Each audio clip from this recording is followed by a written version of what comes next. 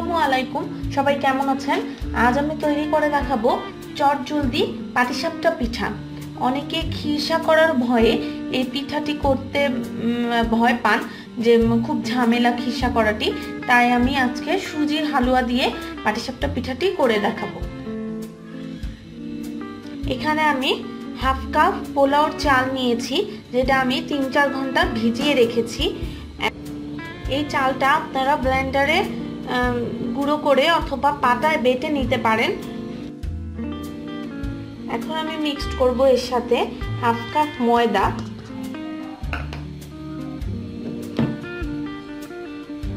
1 চিমটি লবণ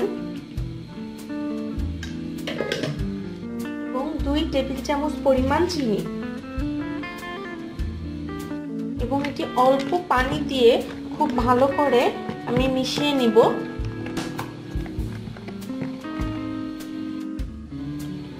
ব্যাটারটির লিকুইডিটি ঠিক কেমন হবে, খুব বেশি ঘন কিংবা খুব বেশি পাতলা করবেন না। এটি সেট হতে হতে আমি সুজিটা রান্না করে ফেলি। এখানে আছে 1 কাপ সুজি, সাথে 1 চিমটি লবণ, 1 চা চামচ ঘি। এটি এখন আমি মিডিয়াম আঁচে চুলায় দিয়ে ভেজে নিব।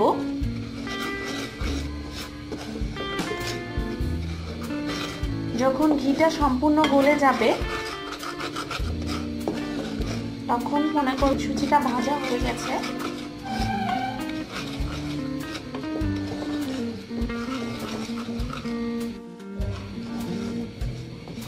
দেখুন ঘিটা গলে গেছে এবং সুজিটা ঝরঝরে হয়ে এসেছে।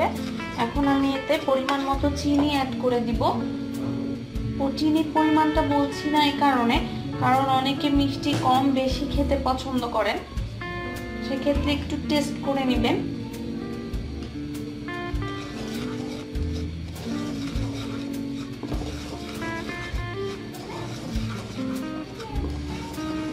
এরপরে আমি দুধ দিয়ে দিব।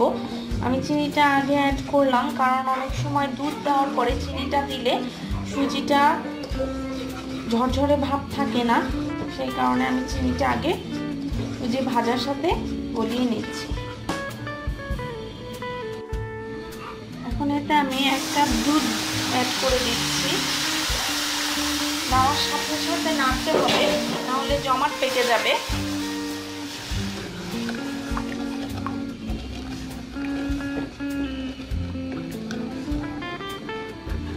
আঁচটা মিডিয়ামে রাখতে হবে যাতে সুজিটা ফুটে ওঠে।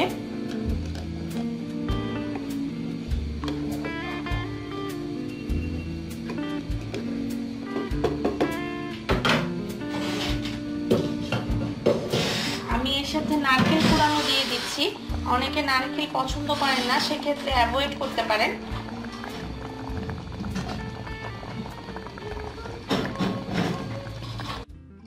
সুজিটা যখন এই পরিমাণ ঘন থাকবে তখন আমরা এটা নামিয়ে ফেলবো, কারণ পরে এটা আরেকটু জমাট পেকে যাবে। নামিয়ে এতে আমি আরেকটু ঘি অ্যাড করে দিব স্মেলটা হওয়ার জন্য। দেখুন এতক্ষণে পিঠার ব্যাটারটি একদম স্মুথ হয়ে গেছে।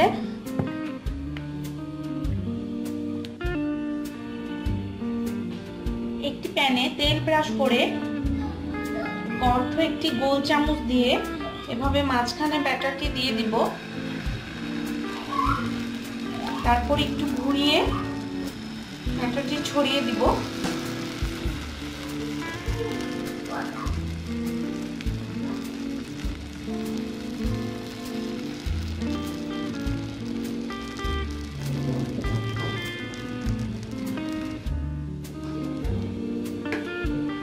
উপরের দিকটা যখন হয়ে আসবে তখন এখানে আমি সুজির হালুয়াটি দিয়ে দিব।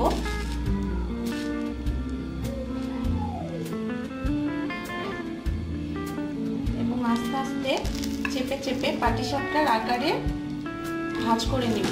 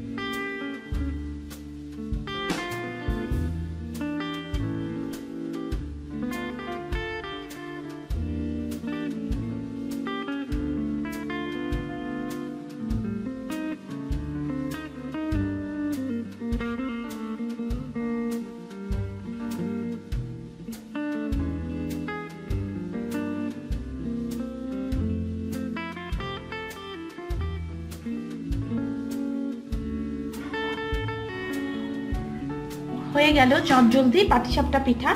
আমাদের সাথে থাকার জন্য ধন্যবাদ। আর আমার চ্যানেলটি অবশ্যই সাবস্ক্রাইব করবেন। আল্লাহ হাফেজ।